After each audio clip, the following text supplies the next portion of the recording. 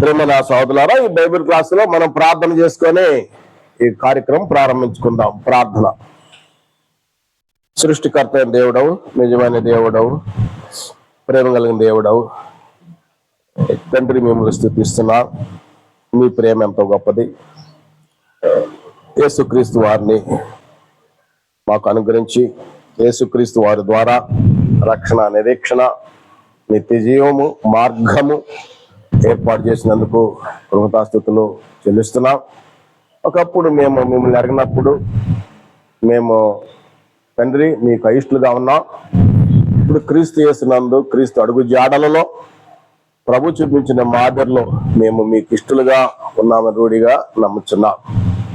పరిశుద్ధాత్మ చేత ప్రేరణ లేఖనాలు కావున మీ యొక్క శక్తి చేత మాకు బోధించి మా మనోనేతలను వెలిగించి మరి మా యొక్క మనస్సును, హృదయాన్ని తెరిచి వాట్ ఈస్ ద ట్రూత్, సత్యం అనేది గ్రహించినట్లుగా సహాయం చేయమని యేసుక్రీస్తు నామమున ప్రార్థించి వేడుకొనుచున్నాము తండ్రి, ఆమేన్. ప్రియమైన సహోదరులారా, మనము కొన్ని వారాలుగా అపోస్తుల కార్యముల గురించి మనం చదువుతున్నాం. అపోస్తుల కార్యములు చదువుతున్నాం. అయితే ముందుగా ఇంకో మాట కూడా చెప్పాలి. మన బోధ ఎలా ఉండాలంటే సత్యమైన బోధ ఉండాలి. పౌలు గారు అంటాడు, పౌలు గారు కొరింథీయులకు రాసిన రెండవ పత్రికలో 4వ అధ్యాయంలో 2వ వచనములో అంటాడు, అయితే కుయుక్తిగా నడుచుకొనకయు, దేవుని వాక్యము వంచనగా బోధించకయు, సత్యమును ప్రత్యక్షపరచుట వలన ప్రతి మనుషుని మనఃసాక్షి ఎదుట మమ్మును మేమే దేవుని సముఖమందు మెప్పించుకొనొచ్చు. మనం ప్రకటించే వాక్యము ఎలా ఉండాలి? కుయుక్తిగా ఉండకూడదు. దేవుని వాక్యము వంచనగా బోధించవద్దు. తర్వాత ఇది నిజంగానే మనం విన్నప్పుడు ఇది నిజంగానే దేవుని వాక్యమని మరి అంగీకరించాలి. ఎందుకంటే దశలోనికి రాసిన మొదటి పత్రికలో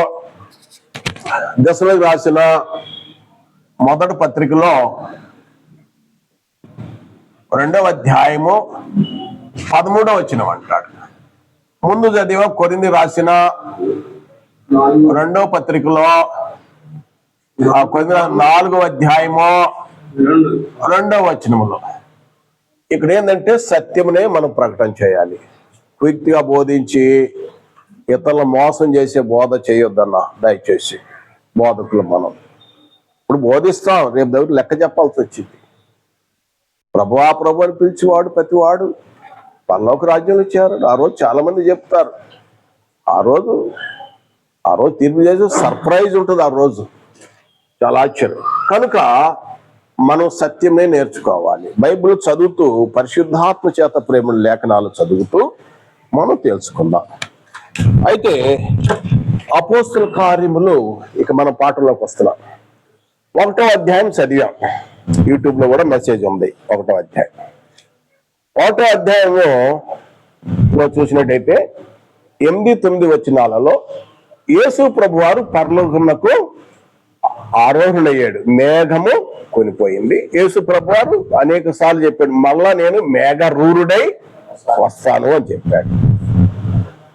తర్వాత ఒక 10 రోజులకి 50వ రోజు 2వ అధ్యాయం. 1వ అధ్యాయం నుండి 2వ అధ్యాయంకి ఎంత గ్యాప్? 10 days, 40 days ఆయన అనేక మందికి అగపడచ్చు కదండి. అనేక ప్రమాణాలు రుజువు చేస్తూ ఆయన సజీవుడని అందరికీ కనపరుచుకున్నాడు. 40 days లో 11 సార్లు. ఒక ఈస్టర్ డేనే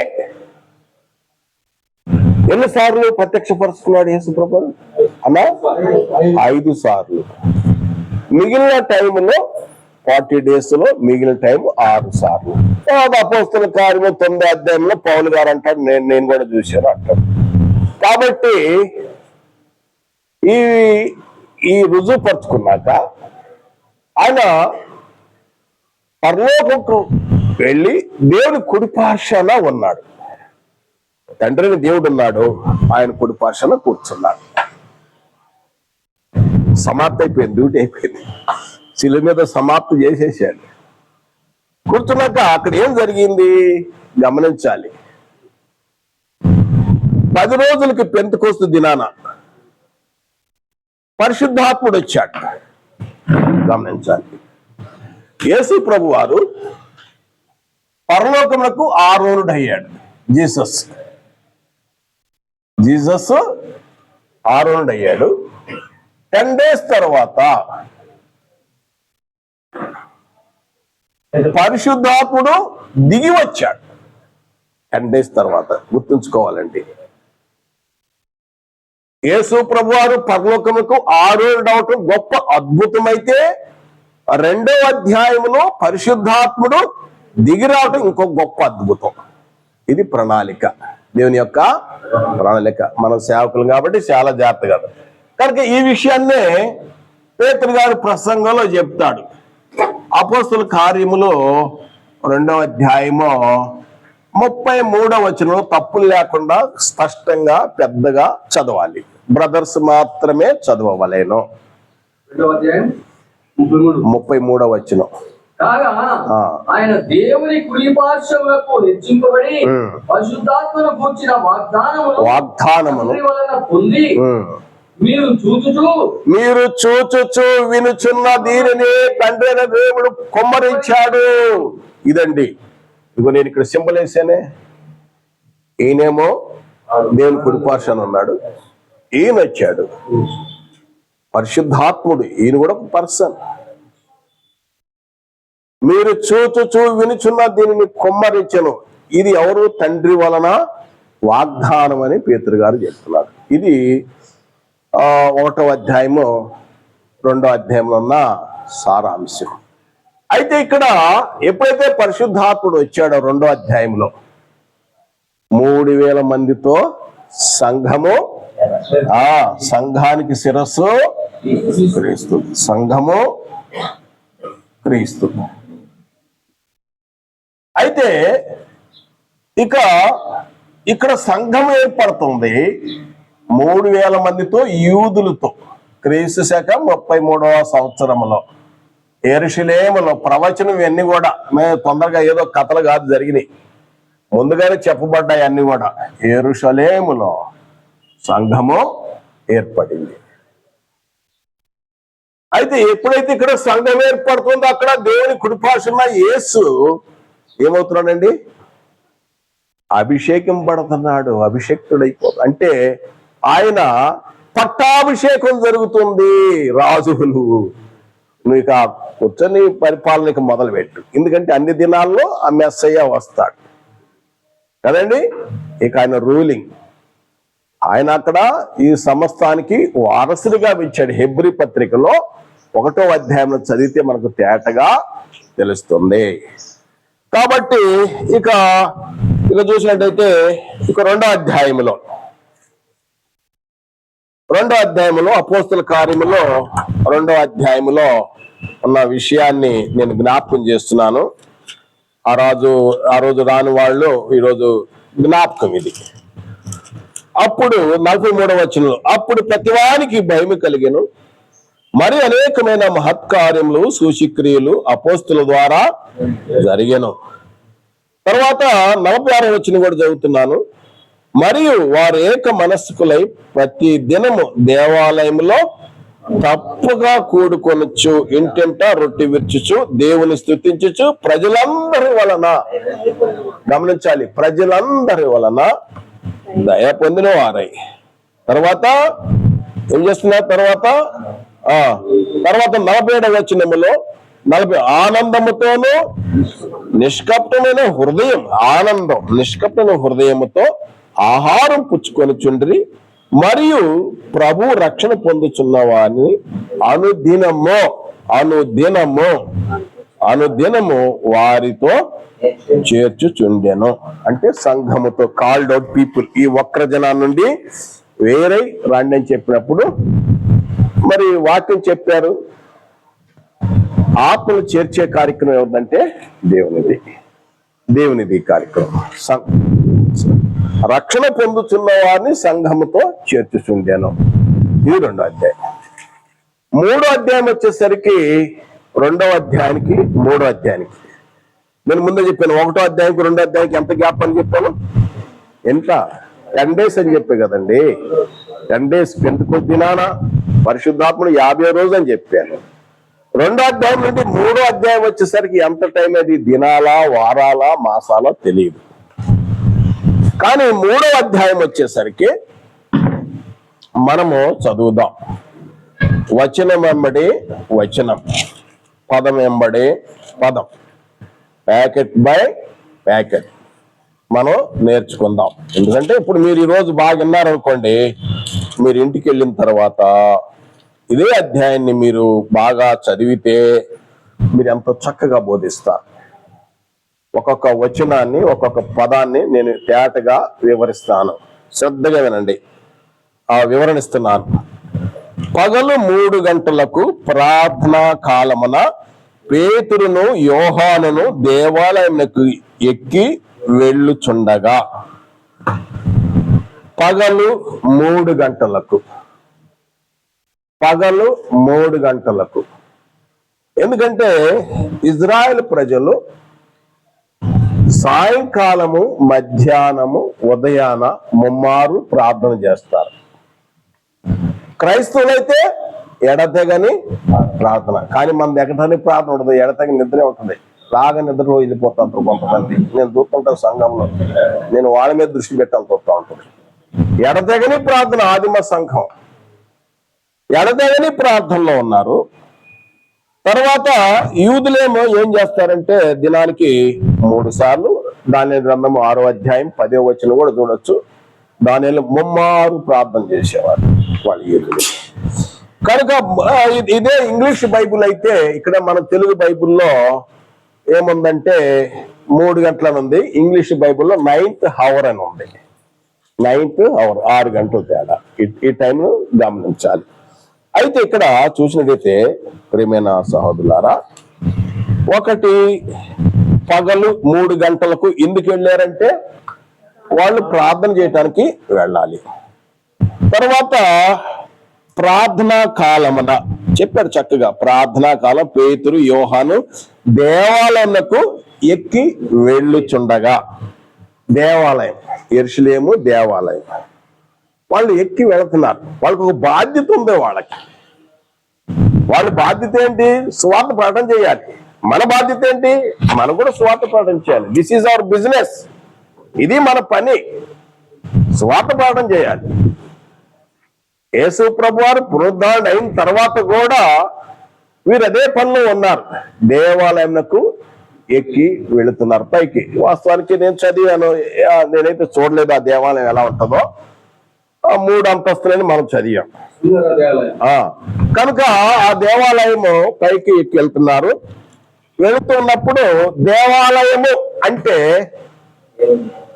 గమనించాలి. దేవాలయం అంటే పరిశుద్ధ స్థలము, అతి పరిశుద్ధ స్థలము, స్త్రీల ప్రాంగణము, అన్ని జనుల ప్రాంగణము, యూదుల ప్రాంగణం. ఆ ప్లేస్ ఉంటుంది అన్నమాట. దాన్ని దేవాలయం అంటారు.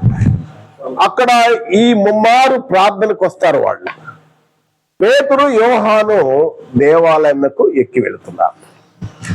ఇప్పుడు చూద్దాం. యోహాను మొదటి వచనాన్ని నేను వివరణ చేస్తున్నాను.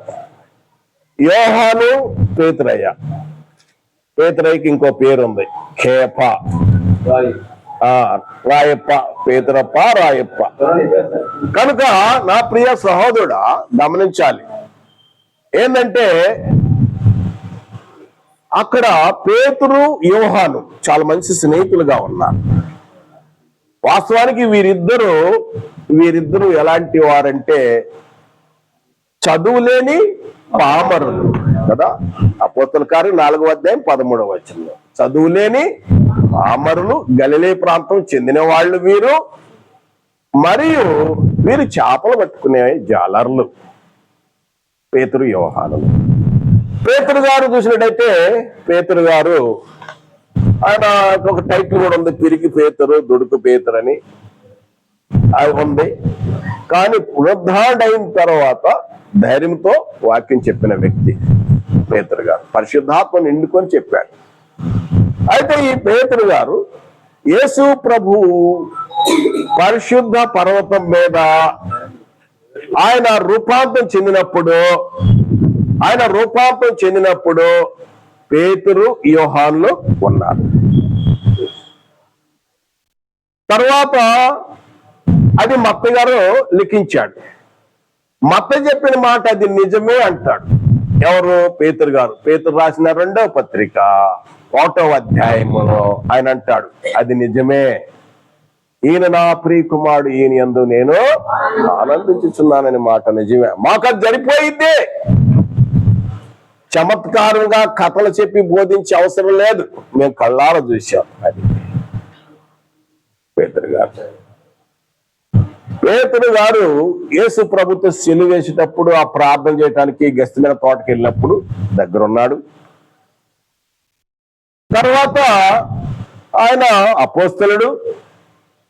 మరియు యేసు ప్రభు వారు పునరుద్ధారుడైనప్పుడు యోహాను సువార్తలో 20వ అధ్యాయంలో మగ్దలేని మరియ వచ్చి చెప్పినప్పుడు పేతురు యోహానును ఆ సమాధి దగ్గర చూసుకొని సమాధి ఖాళీ ఉందని తెలుసుకున్నవారు కదండి. ఆదివారం నాడు మొన్న ఈస్టర్ రోజు జరిగింది కదా. అయితే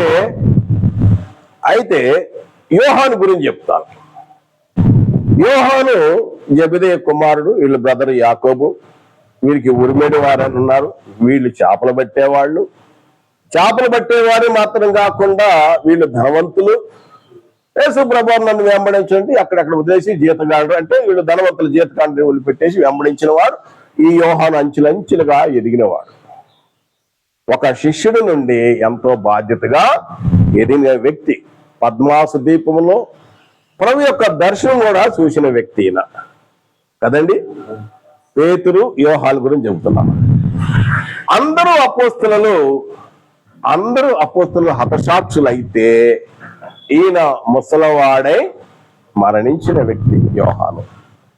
మరియు సిలువ దగ్గర ఉన్నప్పుడు అమ్మా ఇదిగో నీ కుమారుడు, ఇదిగో నీ తల్లి అని అప్పగింతలు కూడా తీసుకున్న వ్యక్తి యోహాను.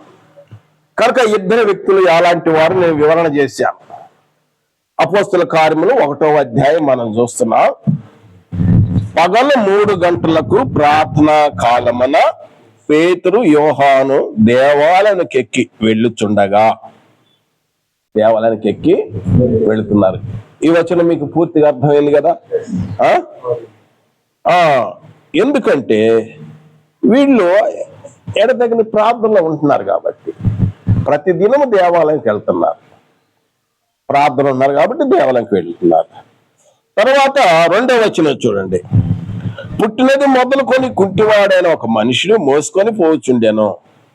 వాడు దేవాలయంలోనికి వెళ్ళుచుండే వారిని భిక్షముట్టకు కొందరు ప్రతిదినమును వానిని శృంగారమును దేవాలయం ద్వార యొద్ద ఉంచుచూ వచ్చిరి.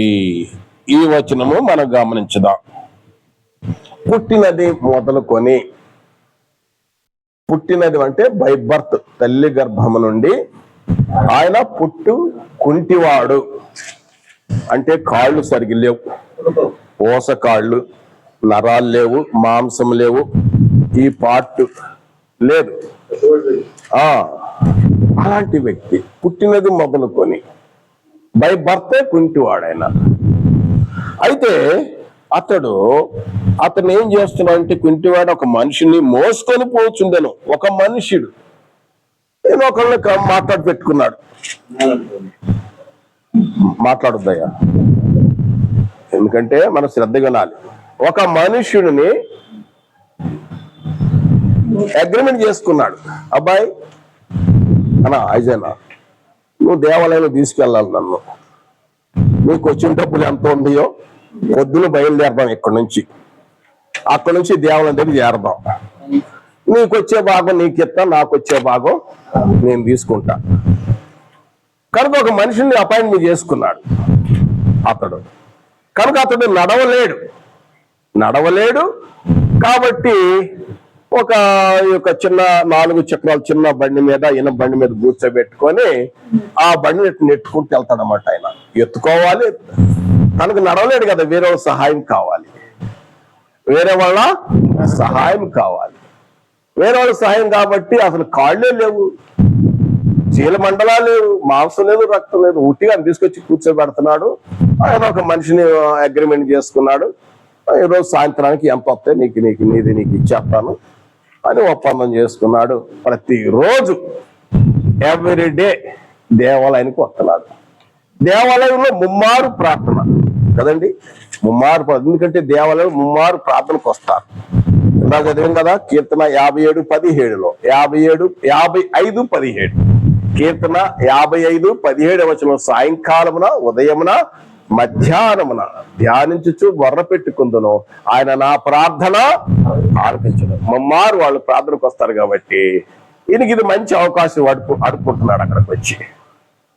ఆయన అడుక్కునే ఈయన హ్యాబిచువల్ అలవాటు రీతిగా ఉన్న భిక్షగాడైన ఆయన ఒక నెట్టుకుంటూ వస్తున్నాడు అన్నమాట. అలా శ్రద్ధ వినాలి. 2వ వచనం నేను వివరణ చేస్తున్నాను, మీకు ఇలాంటి వివరణ దొరకదు, అందుకని నేను చెప్తున్నా. మీరు ఎక్కడ చెప్పినప్పుడు ఊరికి చెప్పింది చెప్పకాకుండా మంచిగా సబ్జెక్ట్ చెప్పాలి, రుచికరంగా, ఆసక్తి ఉండాలి. కనుక ఆయన నెట్టుకుంటూ వస్తున్నాడు. ఆ ముందు వాళ్ళు ఎక్కడ పోతారో గల్లీలో కూడా తిరుగుతారు, మా గల్లీలో కూడా వస్తూ ఉంటారు, ఇక్కడ కూడా తిరుగుతూ ఉంటారు. ఒక ఆయన నెట్టుకుంటూ వస్తాడు. गरीब है देखो कितना हालत है, कितना गंभीर है, घर से बाहर आ जाओ, हालत को देखो, देख के सहाय करो.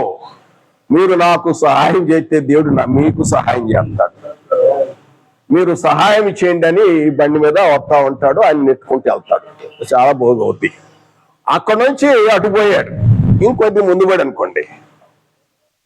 నాకు ఐడియా వచ్చిందనమాట. నువ్వు జూబ్లీ హిల్స్ బంజారాలు వెళ్ళినప్పుడు అటు వెళ్తున్నప్పుడు కారు మీద ఉన్నప్పుడు వస్తారు, ఒకడు ఎక్కించుకుంటాడు. ఎక్కించుకొని ఆడికి నడవలేదు కదా, లేవు కదా, ఈ పాటలు లేవు. ఎక్కించుకుంటాడు, వెనకాల కూర్చుంటాడు, కొద్దిగా ఎటు పెట్టి అని మొక్క వికారం చేసి అడుగుతా ఉంటాడు. కనుక ఇది అతని డ్యూటీ. అక్కడి నుంచి అడుక్కుంటా ఎక్కడికి వెళ్ళిపోతాడన్న అతను అనేక ప్రాంతాలు అడుక్కుంటా దేవాలయానికి వెళ్ళి కూర్చుంటాడు. అక్కడ పోయి అడుక్కుంటున్నాడు అన్నమాట. సాయంత్రానికి అనేక డబ్బులు పోగొట్టి అందరూ అక్కడ ఉన్న వాళ్ళందరూ కూడా అతను గుర్తెరుగుతారు. ఎందుకంటే అతడు ఎన్ని సంవత్సరాల నుంచి అడుక్కుంటున్నాడు అక్కడ అన్నా, 5 అన్నా, ఎన్ని సంవత్సరాల నుంచి అడుగుతున్నాడన్నా? ఉందన్నా, నిన్ను అడగలేదు కదా, నువ్వు తప్పు చెప్పావు కాదు. ఎక్కడ చదవండి అన్న, అపోస్తుల కార్యములు 4వ అధ్యాయము 22వ వచనం చూడండి. ఎన్ని సంవత్సరాల నుంచి అడుగుతున్నాడు. ఎందుకంటే నా ఉద్దేశం ఏంటంటే మీకు నేర్పాలి అది.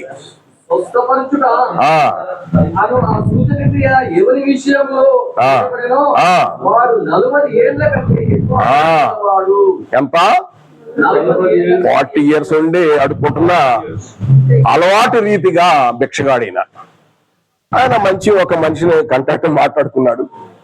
సాయంత్రానికి మళ్ళీ అన్ని డబ్బులు, చిల్లర డబ్బులు పోగవుతాయి, అన్ని డబ్బులు పోగవుతాయి. అపోస్తల కార్యం 4వ అధ్యాయం 22వ వచనం. కొన్ని డబ్బులు ఆయనకి ఇచ్చేదాన్ని ఇస్తాడు, మళ్ళీ ఆ డ్రెస్ తీసుకెళ్లి గోడకు తగిలిస్తాడు. మళ్ళీ రేపు పొద్దున మళ్ళీ ఆ డ్రెస్, ఆడుకునే డ్రెస్ వేరే ఉంటది, మళ్ళీ ఆ డ్రెస్ తీసుకుని వస్తాడు. ఇది అతను జరుగుతుంది అక్కడ ఆ దేవాలయం దగ్గర. ఎందుకంటే ముమ్మారు ప్రార్థనలు జరుగుతున్నాయి కదా. చూడండి తర్వాత 2వ వచనం అయిపోయింది. అతను వాడు దేవాలయం ఇల్లు వారిని భిక్షమడుగుతూ కొందరు ప్రతిదినము వారికి శృంగారణ ద్వారం వద్ద ఉంచుచూ వచ్చిరి.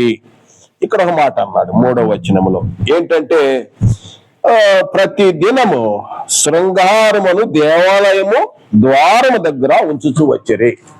శృంగారం అనే దేవాలయము ఇక్కడ ఒక్క చోటే రాయబడి ఉంది. దీని గురించి నేను స్టడీ చేశాను. అసలు ఇజ్రాయెల్ యొక్క దేవాలయంలో ఈ ద్వారాలు ఎన్ని ఉన్నాయి, ఈ గుమ్మాలు ఎన్ని ఉన్నాయని చూస్తే 9 గుమ్మాలు ఉన్నాయి. ఎన్ని గుమ్మాలు ఉన్నాయండి? 9 గుమ్మాలు. అయితే శృంగారం అనే ఈ ద్వారం అనేది ఎలాంటిదంటే ఇది అందమైన ద్వారం ఇది. ఎందుకంటే కొరింథీయులు ఆ యొక్క ద్వారాన్ని ఇత్తడితోటి మరలా వెండితోటి చేసి దాని మీద బంగారుతో పొదిగించి ఆ ద్వారం ఎంతో ఎంట్రన్స్ అన్నమాట. అది ఎక్కడుందంటే స్త్రీల ప్రారంగణం దగ్గరలో ఉంటది. అది జనం అందరూ వస్తున్నారు, ఆడు కూర్చొని ఆడుకుంటా ఉంటున్నాడు. అక్కడ ఇజ్రాయెల్ ప్రజలు అందరూ తెలుసు, ఈయన భిక్షగాడన్న సంగతి అందరికి తెలుసు. చూడండి, ఈ వచనం కూడా చదువుదాం. ఈ వచనం కూడా భిక్షం అడుగుచుండగా, తర్వాత చదువుదాం. భిక్షం అడుగుచుండగా దేవాలయములో ఉంచుచూ వచ్చిరి. ఇప్పుడు 3వ వచనం. పేతురు యోహాను దేవాలయంలో ప్రవేశించిపోయినప్పుడు వాడు చూచి భిక్షమడగగా పేతురు యోహానులు వారిని తేరిచూచి మా తట్టు చూడమనిరి. ఆ దేవాలయం ఎక్కుతున్నారు, ఎంట్రన్స్ వస్తున్నారు. ఆయన పేతురు యోహానులు వెళ్తున్నారు. అయ్యా సహాయం చేయండి, దయచేయండి అయ్యా, పేదవాడను, మీరు మాకు సహాయం చేయండి. ఎందుకంటే దేవాలయంలో ఇజ్రాయెల్ ప్రజలకు కూడా చెప్పబడింది పేదలకు సహాయం చేయాలని. గరీబ్ కో దేకో అంటున్నాడు. కనుక పేతురు యోహానులో ఆ దేవాలయం దగ్గర శృంగారమును ద్వారము దగ్గర అతను చూశారు. పేతురు యోహాను చూసి, అక్కడే రాయబడింది తేరి చూచి. ఇంతకుముందు ఎన్నిసార్లు వచ్చారు గమనించలేదు, చాలా సార్లు వచ్చారు పేతురు యోహాను. కానీ ఇప్పుడైతే ఆయన అడుగుతుంటే తేరి చూచి, ఇటు చూడన్నాడు. తేరి చూచి అంటే బాగా గమనించి తేరి చూచి, పేతురు యోహాను వారు తేరి చూసి మా తట్టు చూడమనిరి. వాని యొద్ద ఏమైనా దొరుకునేమని కనిపెట్టుచు వాని యందు లక్ష్యముంచెను. అతడు పుట్టుక కుంటువాడు, 40 సంవత్సరాల నుంచి భిక్షం అడుక్కుంటున్నాడు.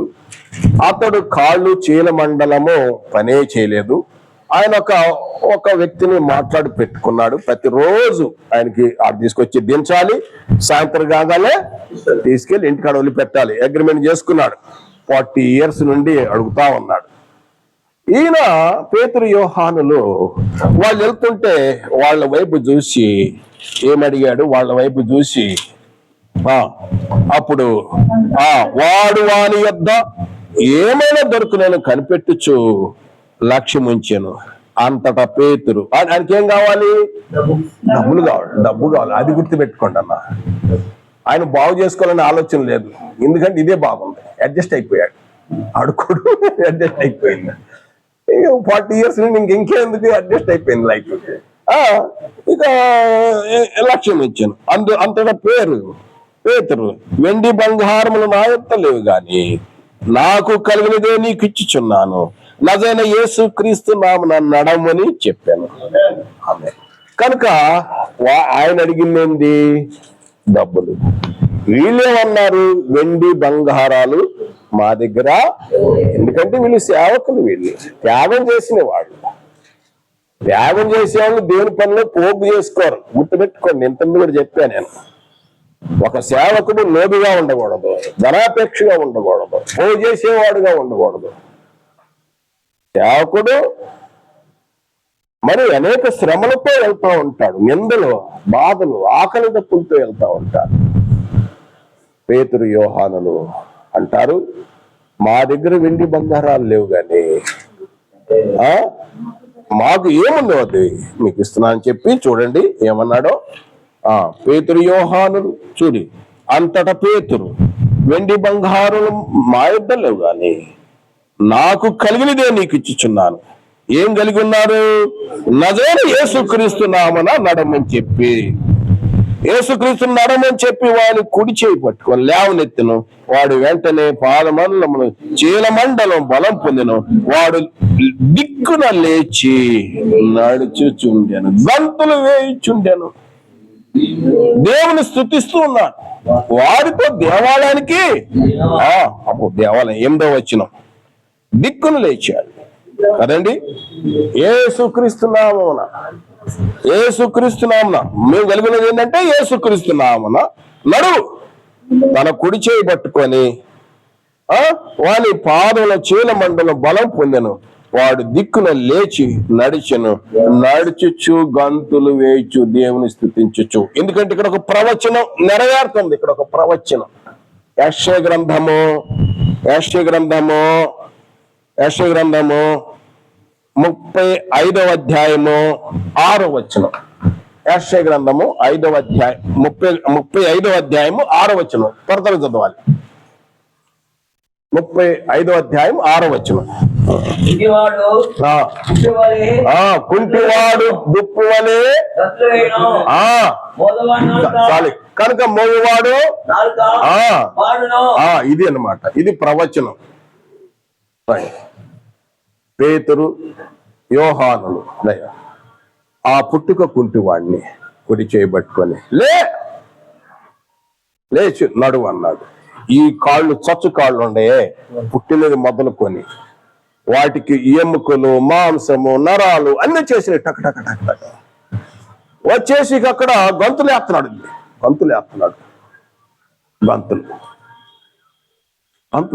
దేవాలయానికి వచ్చాడు. అక్కడ వాళ్ళందరూ తెలిసి ఈయన ఎలాంటి వాడు, భిక్షగాడు అన్న సంగతి అక్కడ యెరూషలేము అంతా కూడా తెలుసు. ఎందుకంటే నా ప్రియ సహోదరుడా గమనించాలి, ఎప్పుడైతే పేతురు గారు చేయబట్టుకొని చెప్పాడో వెంటనే ఏం జరిగిందంట, వెంటనే వాని పాదముల చీల మండలంలో బలం పొందాను. తర్వాత వాడు దిక్కున లేచి నడుచుచు గంతులు వేయచ్చు. ఏం చేస్తున్నాడు? దేవుని స్తుతిస్తున్నాడు. ఈ పదం గుర్తుంచుకోవాలండి. దేవుని స్తుతిస్తున్నాడు, దేవాలయానికి వచ్చాడు. మనుషులు స్థుతించట్లా. అయ్యగారు బాగు చేసాడు అంటలా, యేసుపాదం అయ్యగారు బాగు చేసాడు అంటలా, పేతురు అయ్యగారు బాగు చేసాడు అంటలా. దేవుని స్తుతిస్తున్నాడు, దేవునికి ఘనత చెందాలి. తర్వాత చూసినట్టయితే నా ప్రియ సహోదరుడా, మరి 4వ అధ్యాయం 16వ వచనం కూడా చూద్దాం. అపోస్తల కార్యములో 4వ అధ్యాయం 16వ వచనములు కూడా ఈ మనుషులను మనం ఏమి చేయదము, వారి చేత ప్రసిద్ధమైన సూచక్రియలు చేయబడుతున్నది. యెరూషలేము కాపున్న వారందరికీ స్పష్టమే. అది జరగలేదని చెప్పజాలము. ఇది జరిగింది నిజంగా. యెరూషలేము ఇది గొప్ప నిజంగా.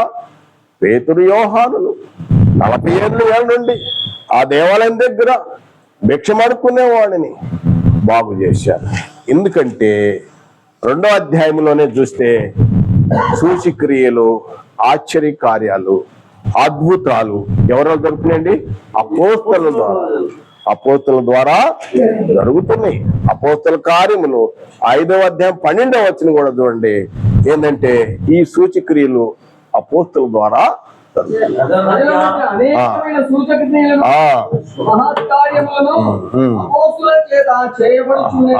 అపోస్తలు చాలండి.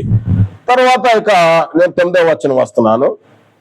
వాడు నడుచుచు దేవుని స్తుతించుచు ప్రజలందరూ చూచి 10వ వచనం శృంగారమును దేవాలయము ద్వారము దగ్గర భిక్షమంటూ కూర్చుండేవాడు వీడే అని గుర్తెరిగి వానికి జరిగిన దాన్ని చూసి విశ్వము నుండి పరవశులైరి. విశ్వము నుండి పరవశులైరి. లే నడు అన్నాడు. వెంటనే హీల్ అయ్యాడు. 6 రోజులు రమ్మని లేదు, 7 వారాలు రమ్మని లేదు అన్నా. 7 వారాలు, 6 రోజులు, 4 రోజులు రా, బాగు చేస్తాను. చూడండి ఈ వాద్యాలు. తర్వాత అటేం చేశాడు? దేవుని స్తుతించాడు. తర్వాత వాళ్ళందరూ ఆశ్చర్యం చెందినప్పుడు అక్కడ అపోస్తలులు ఏం జరిగిందని చూడు. 12వ వచనం చూడండి. 12వ వచనం పేతురు దీనిని చూసి ప్రజలతో ఇట్లా నేను ఇజ్రాయేలులారా, మీరు వీని విషయమై ఎందుకు ఆశ్చర్యపడుచున్నారు? మా సొంత శక్తి చేతనైనా భక్తి చేతనైనా వీనికి బలమిచ్చినట్టుగా మీరెందుకు తేరి చూస్తున్నారు? వాళ్ళందరూ తేరి చూస్తున్నారు. పేతురు యోహాను బాగా చూస్తున్నారు, కనిపెట్టి ఎట్ట చూస్తున్నారు, చాలా ప్రత్యేకంగా గమనించి చూస్తున్నారు. వీళ్ళు ఎట్ట బాగు చేశారు? వీళ్ళు చదువులేని పాంబర్లు కదా, వీళ్ళు గలీలీలు కదా, ఇది ఎట్ట బాగు చేశారు? వీళ్ళేమంటున్నారు? ఇది మా సొంత శక్తి కాదు, ఇది మా భక్తి కాదు. యేసుక్రీస్తు నామములో నడవమని చెప్పే మాకు కలిగింది అయితే యేసు నామములోనే, యేసు నామములోనే ఉన్నది రక్షణ కూడా. ఏ నామము లేదు, యేసుక్రీస్తు నామములో. అపోస్తుల బోధలో, అపోస్తుల కార్యములు చదవండి. అపోస్తుల కార్యములో వాళ్ళు బోధించిందంటే యేసుక్రీస్తు నామమునే వాళ్ళు ఎక్కువగా బోధించారు కదండి. మీరు మారు మనసు పొంది పాప క్షమాపణ నిమిత్తం యేసుక్రీస్తు నామమునా అన్నా ఎవరో నిద్రపోతున్నావా? మంచి, ఎందుకంటే ఆ టాపిక్ అంతే ఉంటుంది, తీయ ఉంటుంది. Very good. ప్రార్థన చేస్తే పర్లేదు, జాగ్రత్త. ఒకసారి అడిగా, ఏందన్నా నిద్రపోతున్నావు అంటే, లేదన్నా ప్రార్థన చేస్తున్నాను అన్నాడు. మంచిది, ప్రార్థన చేయాలి. ఎడతల్లి ప్రార్థనలో ఉన్నాము, వినాలి, శ్రద్ధగా వినాలి. కనుక ఇక్కడ ఏం జరిగింది? మా శక్తి కాదు, మా పని కాదు.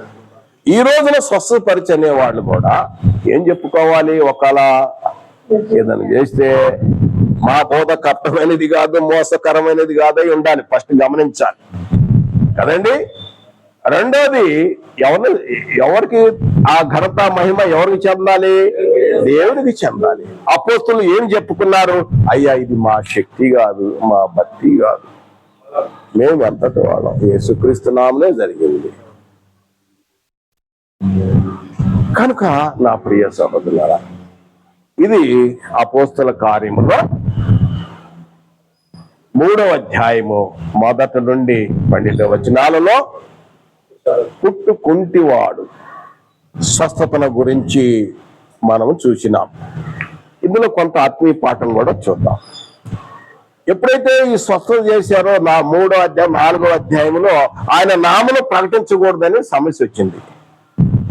ఎప్పుడైతే సంఘము అభివృద్ధి చెందుతుందో శిష్యులకు కూడా శ్రమలు వచ్చినాయి.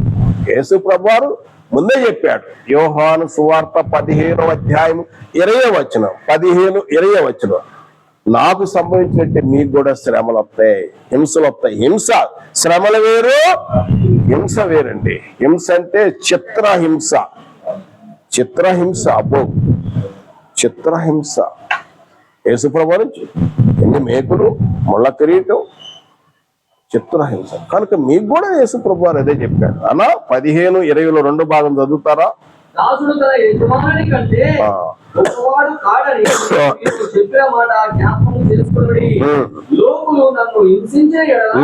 నన్ను హింసించిన ఎడల మిమ్మును కూడా ఇది తాత్పర్యం. యేసు ప్రభును హింసించారు, ఆయన వెంబడించిన వారిని కూడా హింసిస్తున్నారు. ప్రభువారు చెప్పిన మాట ఇది.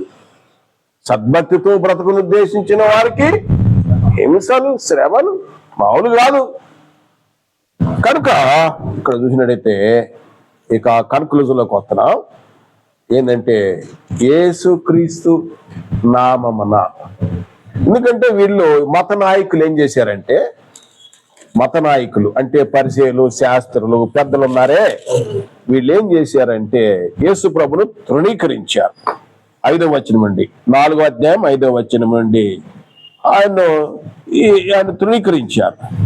తృణీకరించినప్పుడు ఇక్కడ చెప్తాడన్నమాట, వారు పేతురును యోహాను మనుషులు ఎదుట నిలబెట్టి ఏ బలము చేత ఏ నామను బట్టి దీన్ని చేచితురని అడగగా, పేతురు పరిశుద్ధాత్మతో నిండుకొనేవాడ ఇట్లా, నేను ప్రజల అధికారులారా, పెద్దలారా, ఈ దుర్బలునికి కుట్టుకు ఇంటి దగ్గర మొదలుపెట్టాడు, లేవడాడే, మీ చేయబడిన ఉపకారమును గూర్చి వాడు దేని వల్ల స్వస్థత పొందెను, నేడు మిమ్మను విమర్శించుచున్నానని. కనుక 10వ వచనం, మీరందరూ ఇజ్రాయేలును ప్రజలందరూ తెలుసుకొనబడిన ఏమనగా, మీరు సిలివేసినట్టు మృతుల్లో నుండి దేవుడు లేపినట్టు నవేన యేసుక్రీస్తు నామమునే వీడు స్వస్థత పొంది ఉన్నాడని, నిలిచి ఉన్నాడని. ఇది యేసుక్రీస్తు నామమున. మరి ఈ రోజుల్లో చాలా మంది మేము కూడా యేసుక్రీస్తు నామమున స్వస్థతలు చేస్తామంటారు. స్వస్థతలు జరగని కాదు. మీరు ఒక విషయం కూడా చెప్తున్నాను. ఒకప్పుడు నా కన్ను పోయింది తెలుసా మీకు? నా పొట్ట పాయిజన్ అయింది. మా తమ్ముడు తీసుకెళ్ళాడు గుంటూరులో ఊట్కూరు సురేష్ గారి దగ్గరికి. నాకు మంచి ఆరోగ్యం చూపించాడు. ఆ టైంలో కన్ను పోయింది, రాదనుకున్నారు. అపోలో హాస్పిటల్ చూపించాం, డాక్యుమెంట్ ఉన్నాయి. పోయిన కన్ను రాదు, ఈ కన్ను కూడా పోయింది అని చెప్పారు. పోయిన కళ్ళు మళ్ళీ వచ్చినాయి. అది నా వ్యక్తిగతం. చెవులు మూతలు పడ్డ సంఘస్థులందరూ తెలుసు. మళ్ళా ఓపెన్ అయినాయి. డాక్టర్ చెప్పారు రావన్నారు. అదేంటంటే అది మన పర్సనల్ వ్యక్తి, ఇది మన వ్యక్తిగతం, అది మన వరకే ఉంచుకోవాలి. ఇప్పుడు నాకు స్వస్థత కలిగింది, నాకు మేలు జరిగిందని యేసు పాదము స్వస్థతలో చేయబడదు అని బోర్డు పెట్టారు. దుకాణం ఓపెన్ చేయకూడదు. ఇవి జరుగుతున్నాయి అయితే అన్నమాట. దుకాణాలు ఓపెన్ చేయొద్దన్న, స్వస్థత దుకాణాలు చేయకూడదు. దేవుడు చేస్తాడు, తప్పనిసరి చేస్తాడు, మేలు చేస్తాడు. దేవుడి సహాయం మనం. కానీ ఇక్కడ ఏం చేస్తారంటే చాలా మందిని టీవీలో మనం చూస్తున్నాం, ఎక్కడి నుంచో పట్టుకొస్తారు. అక్కడ టీవీల్లో ముందేమో కొద్దిగా నడుపుతాడు, పుట్టుకుంటూ వాడిని ఏమో తీసుకురారు. ఎలా అంటే నడిచేవాడు తీసుకొస్తారు, తర్వాత అటు ఇటు తిప్పుతారు. మంచిగా అయిపోయింది ఇక చేస్తూ అది ఇది చేస్తూ ఉంటారు. నేను అందుకని మొట్టమొదటి చెప్పాను, మా బోధ కపటమైనది కాదు, మోసయుక్తమైనది కాదు. ఉన్నది ఉన్నట్టే బోధించాలి, సత్యంనే ప్రకటించాలి. దీనివల్ల అబద్ధం అవుతున్నట్టే నశించున్న ఆత్మను రక్షింపడాల్సింది పోయి ఇంకా ఎన్నడూ రాకుండా పరిస్థితి ఏర్పడుతుంది. నా ప్రియ సహోదరులారా, ఇది ఒక్క మాటే చెప్తున్నాను. కనుక ఇక్కడ స్వస్థత ఇంకా యేసు ప్రభువు చెప్పాడు, ఒక పుట్టినది మొదలుకొని గుడ్డివాణిని యేసు ప్రభువు బాగు చేశాడు కదండి. యోహాను సువార్త 9వ అధ్యాయం. తర్వాత యోహాను సువార్త 9వ అధ్యాయం 32వ వచనములో చదవండి. 9:32 ఏమంది అక్కడ? 9:32 పుట్టినది మొదలు లోకము అది ఇప్పుడు నిలబడిందా? అసలు భయపడుతూ తల్లి గర్భం ఉంటే ఆ శీలమండాలు లేవు, ఆ కాళ్ళు లేవు, చెవులు లేవు, ఏమి లేవు. అట్లా వచ్చాడు, ఆ పిన్నవాడు పడ్డాడు. అలాంటి వాడికి నేను కాళ్ళు చేతులు ఇస్తాను, నువ్వు డబ్బులు తీసుకురా, నేను బాగు చేస్తంటే మోసగాడు. ఇక నేను ఆఖరిగా ఒక చిన్న ఘటన చెప్పి నేను ముగింపులోకి వస్తాను. మేము 25 years క్రితం అక్కడ సంఘము ప్రారంభించేసాం. ఆ ఏరియాలో, ఇదే ఏరియాలో, ఆ సైట్ చేసినప్పుడు ప్రార్థన చాలా ఆసక్తిగానే. అప్పుడు నా వయసు ఎంత? 41, 42. చాలా యాక్టివ్గా ఉన్నాను. మా మిస్సెస్ 32. ఎటు పెడితే అటు తిరుగుతున్నాం. మోటార్ సైకిల్ మీద వెళ్తున్నాం. ఆంధ్ర మోటార్ సైకిల్ మీద బీదర్ వెళ్ళిపోతున్నాం. మోటార్ సైకిల్ మీద తిరుగుతున్నాం, గల్లీ తిరుగుతున్నాం ఆ రోజుల్లో. అప్పుడు అక్కడున్న వాళ్ళందరూ ఏం చేశారంటే, అక్కడున్న యాదగిరినాథన్ పేరు కూడా చెప్తున్నాను. యాదగిరినాథన్ అక్కడ ఉండేవాడు. ఆయన మళ్ళీ స్థానిక లీడరు. ఆయన ఏం చేశాడంటే మన గురించి బాగా విన్నాడు. పోయి అక్కడ ఒక మేడం ఉంది, డ్యూటీ చేసే మేడం దగ్గరికి వెళ్ళి ఈయన ఏం చెప్పాడంటే, మా దగ్గర ఒక పాస్టర్ ఉన్నాడు, ఆయన గొప్ప ప్రార్థన పరుడు, ఆయన ప్రార్థన చేస్తే మీ అమ్మాయి లేచి నడిచిద్ది తప్పనిసరిగా ఆయన నాకు చెప్పాడు. నేనేం చెప్పలేదు, ఆయన పోయి చెప్పాడు. అక్కడ వాళ్ళు ఒకరోజు కారు వేసుకుని వచ్చారు. వాళ్ళు పెద్ద ధనవంతులు. ఎక్కడ? యూసుఫ్ కూడా బస్తీ దగ్గర నుండి, చౌరస్తా దగ్గర నుండి ఒక పెద్ద ధనవంతురాలు. ఆయన తన కారులో తన బిడ్డ పుట్టినది మొదలుకొని కుంటి, అంటే అది పక్షవాయులాగా అనుకోవాలి, మరి ఎవరికో అసలు ఇప్పుడు మనం పుట్టినది మొదలుకొని చీల మండలాలు, పాదాలు లేని ఉన్న కేవలం ఈ బాడీయే ఉన్నది. ఆమెను ఎత్తుకొని తీసుకొచ్చి అక్కడ పెట్టి ఆ రోజు లయ్య గారు మీరు బాగా ప్రార్థన చేస్తారని మేము విన్నాం, చాలా మంది చెప్పారు. మీరు ఇప్పుడు ఈ అమ్మాయిని బాగు చేస్తే నువ్వు ఎంత కావాలో చెప్పు అంత ఇచ్చేస్తావు, నీకేం కావాలో చెప్పి ఇచ్చేస్తావు అన్నారు. ఆ రోజుల్లో నాకు ఆకలి దప్పులు, తినటానికి తిండి లేదు. ప్రార్థన చేయాలి, వాళ్ళు కానుకెత్తే వండుకోవాలి. పెట్రోల్కి 20 రూపాయలు ఇస్తే 1/2 లీటర్ పోసుకోవాలి. పెట్రోల్ అని కూడా ఎగతాలు చేసేవాడు. ఎంత? 30 అనేవాడు. అంటే నేను పోసేది 30, 1/2 లీటర్. కనుక అలాంటి పరిస్థితుల్లో నేను అతన్ని మోసం చేయొచ్చు. నాకు డబ్బులు చాలా అవసరం కదా. అమ్మ మీ అమ్మాయిని బాగు చేస్తాను, ఒక 7 వారాలు రండి, మీరు తీసుకురండి, తిప్పచ్చు కదా. కొన్నాళ్ళు తిరిగి వాళ్ళే పోతారు. నేను చెప్పా, అమ్మా ఇది నా వల్ల కాదు. పుట్టినది మొదలుకొని యేసు ప్రభువే చెప్పాడు, పుట్టినది మొదలుకొని ఏ మానవుడు బాగు చేయనప్పుడు నేనెంతటి వాడినమ్మా, యేసు ప్రభువే బాగు చేశాడు కదండి. మార్కు సువార్త 2వ అధ్యాయము 11వ వచనములో యేసు ప్రభు వారు బాగు చేశాడు. తర్వాత పేతురు, యోహానులు, వీళ్ళు ఆ పుట్టుక కుంటివానికి విశ్వాసం ఉందా అలా? విశ్వాసం ఉందా? లేదు, అతనికి విశ్వాసం లేదన్నా. అతడు ఏదో దొరికిద్ది అనుకుంటున్నాడు, అతనికి విశ్వాసం లేదు. విశ్వాసం ఎవరికి ఉంది? పేతురు, యోహానులకు ఉంది. పేతురు, యోహానులకు ఉంది. ఈ రోజు నువ్వు బాగు చేయలేదయ్యా, తీసుకొచ్చి ఆ నిలబెట్టి బాగు, ఆయనకి విశ్వాసం లేదు. అది ఒక నేరం మళ్ళీ. ఆయనకి లేదు కాబట్టి నేను బాగు చేయట్లేదు. ఒప్పుకుంటారన్న ఈ మాటకి? యథార్థం చెప్తున్నాను. తర్వాత అపోస్తల కార్యములు 14వ అధ్యాయం 7 నుండి 9 వచనాల్లో అక్కడ లుస్త్రలో ఒక కుంటివాడు, అతను కూడా పుట్టింది మొదలుకొని తాను విశ్వాసం ఉంచాడు కాబట్టి పౌలు గారు నడమన్నాడు. వాళ్ళేమో ప్రభు వీళ్ళు దేవదూతలే. ఒకళ్ళేమో దుష్పతి, ఒకళ్ళేమో హెర్మ, బోధకుడు, పౌలు గారు.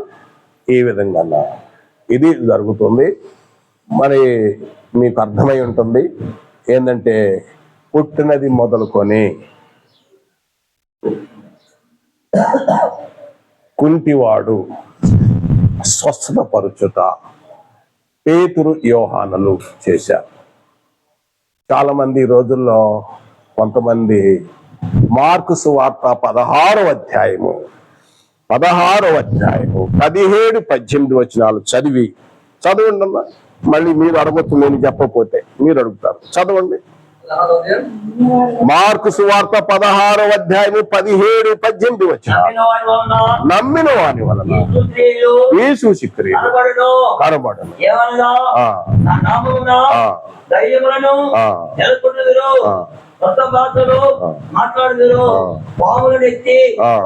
పావులు పట్టుకుంటారు. ఇది ఎవరు?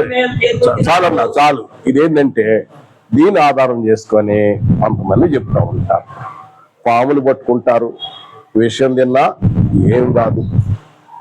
ఎవరు వీళ్ళు?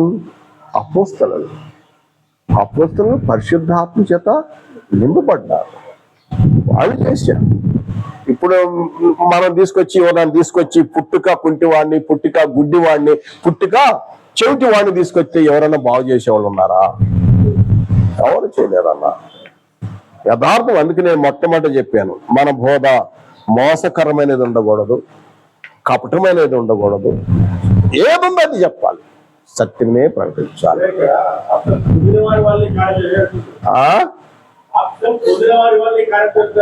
అక్కడ మరి ఎవరికి ఉండాలి? అపోస్తలకు ఉండాలి. అక్కడ వాళ్ళకి కాదు. తర్వాత అది చదవండి మీరు, తర్వాత అది మనం మాట్లాడుకుందాం. అది అపోస్తలు. సరే, నేను ఒక తీసుకొస్తే ఇక్కడ ఇద్దరు కుంటి వాళ్ళు బాగు చేతి తీసుకురా. ఎంతమంది ఉన్నారు? కూర్చుందా? రేపు వచ్చే క్లాసు పట్టురానా? ఎంతమంది ఉన్నారు? ఎక్కడ ఉన్నారు కదా కొంతమంది సికింద్రాబాద్ లో అక్కడక్కడ ఉన్నారు కదా. లొకేషన్ చెప్పమంటావా? వాళ్ళందరూ తీసుకురా, నేను కూర్చుంటా, బాగు చేయి, నేను ఒప్పుకుంటా. ఆ వాక్యం చెబుతున్నాను. అది ఎవరికి? అపోస్తులలో జరుగుతుంది. 11 మంది అపోస్తులు చెప్పారు, అపోస్తులు చేశారు. అది ఇప్పుడు అపోస్తుల కార్యములు చేశారు, జరగని నేను ఫస్ట్ చెప్పాను కదన్నా. మన జీవితాల్లో ఎన్నో జరుగుతాయి. మనం ప్రార్థన చేసుకుంటామా చేయమా? మన మేలు జరగట్లా? దేవుడు నిన్న నేడు ఒకే రీతిగా ఉన్నాడు. దేవుడు చేస్తాడు, నేను అది అంటలేదు. నువ్వు పుట్టినది మొదలుకొని కుంటివాడిని, పుట్టినది మొదలుకొని గుడ్డివాడిని, పుట్టినది మొదలుకొని చెవిటివాడిని ఎవరైనా బాగు చేసేవాళ్ళు ఉన్నారా? ఇది నేననేది. ఉన్నారా? ఉంటే తీసుకురండి. ఆ వాక్యం ఏంటంటే, యేసు ప్రభు వారు పునరుద్ధరణ అయిన తర్వాత మరి ఆ విశ్వాసం ఉంటే మరి పాము పట్టుకుంటా. మాకు ఎట్ల పాలు చాలా పాములు ఉన్నాయి, మీటింగ్కి వెళ్తానే అలా పట్టుకోవాలి కదా. పాములు పట్టుకోవాలి, విషయం గాన ఏం కాకూడదు. దీని గురించి అర్థం చేసుకోవాలి మనం. ఓకే, సరే. ప్రార్థన. ఇంకా స్వస్థత గురించి వచ్చినప్పుడు ఆ టాపిక్ చెప్పుకుందాం. నేను స్వస్థత గురించి చెప్పినప్పుడు ఈ టాపిక్ లో కొద్దాం. ఏదన్నా కూడా యథార్థం. మరి ఒక విషయం చెప్తానండి, యథార్థం మా జీవితంలో జరిగింది. మా స్నేహితులు మేము యూఎస్టీలో డ్యూటీ చేసేవాళ్ళం, పెద్ద కంపెనీలో. అందరూ మిలిటరీ వాళ్లే. అటు లంగర్ హౌస్ ఉంది కదా, లంగర్ హౌస్ దగ్గర అక్కడ వాళ్ళు దావత్తు చేసుకుంటున్నారు, పెద్ద పెద్ద గిన్నెలు, ఇలాంటి పెద్ద పెద్ద గిన్నెల్లో భోజనాలు చేశారు. వీళ్ళు 5-6 మిలిటరీ వాళ్ళు ఏం చేశారంటే, ఎక్స్ సర్వీస్ అనమాట డ్యూటీ, అందరు మేము కూడా అదే కేటగిరీ. అయితే అక్కడ ఏం చేశారు, వాళ్ళతో వాదన, వాళ్ళు పైలు వాళ్ళే, వీళ్ళు బలవంతులే, వాళ్ళతో తగాదయ్యింది. తగాదయ్యలేక వీళ్ళు ఏం చేస్తున్నారంటే, మా వాళ్ళు జాగ్రత్త, షూట్ చేసామంటేనా చచ్చిపోతాం, ఫైర్ చేస్తా, షూట్ చేస్తా అని ఇటు తీస్తున్నాడు. వాళ్ళేమో వీళ్ళ దగ్గర ఏదో ఉంది కావాలని భయపడుతున్నారు. ఇటు తీస్తున్నాడు, వాళ్ళేం భయపడుతున్నారు. ఏంద్ర వీడు ఎంతసేపు జేబులో ఉంది అని చెబుతున్నాడు. ఒకసారి అదేది నీదేదో ఉందో లేదంటే ఏమి లేదు. ఇక అన్నా ఆ వంట ఉండే గిన్నెలు ఉన్నాయి చూసావా, బిర్యానీ తిప్పుతారే, అవి తీసుకొని ఒకే తమ్ముడు వీళ్ళు ఏది ఉందో అది చెప్తాను. సరేనా? Thank you, God bless you. మీరు అన్నారు, థ్యాంక్ యూ. ప్రార్థన చేసుకున్నా. ప్రేమ నమ్మకం తండ్రి, స్తుతి స్తోత్రాలు. నీ ప్రియ కుమారుడు యేసుక్రీస్తునామమున ప్రార్థన చేస్తున్నాం తండ్రి. తండ్రి, ఇదిగో మరి మీ కృపలో మరి పుట్టుక కుంటి వాని స్వస్థత గురించి మేము ధ్యానించున్నాం. మా జీవితాల్లో కూడా ఎన్నో స్వస్థతలు చేశాం, మాకెన్నో మేలు చేశాం. మా జీవితాల్లో ఎన్నో మేలు చేశావు కాబట్టి మేము ఈ స్థితిలో ఉన్నాం. గొప్ప మేలు, మాకు రక్షణ సంకల్పం ఇచ్చాం. అందుని బట్టి థ్యాంక్ యూ చెల్లిస్తున్నాం. మేము నేర్చుకొని ఉన్నది ఉన్నట్టుగా బోధించినప్పుడు మాకు కావాల్సిన జ్ఞానం, వివేకం అనుగ్రహించమని. మీ చిత్తమైతే నెక్స్ట్ క్లాసులో మళ్ళా మేము కలుసుకుంటకు, ఇంకా లెసన్స్ ధ్యానించటకు సహాయం దయచేయమని యేసుక్రీస్తు నామమున ప్రార్థించి వేడుకొనుచున్నాము తండ్రి. థ్యాంక్ యూ అన్న. ఓకే అన్నా.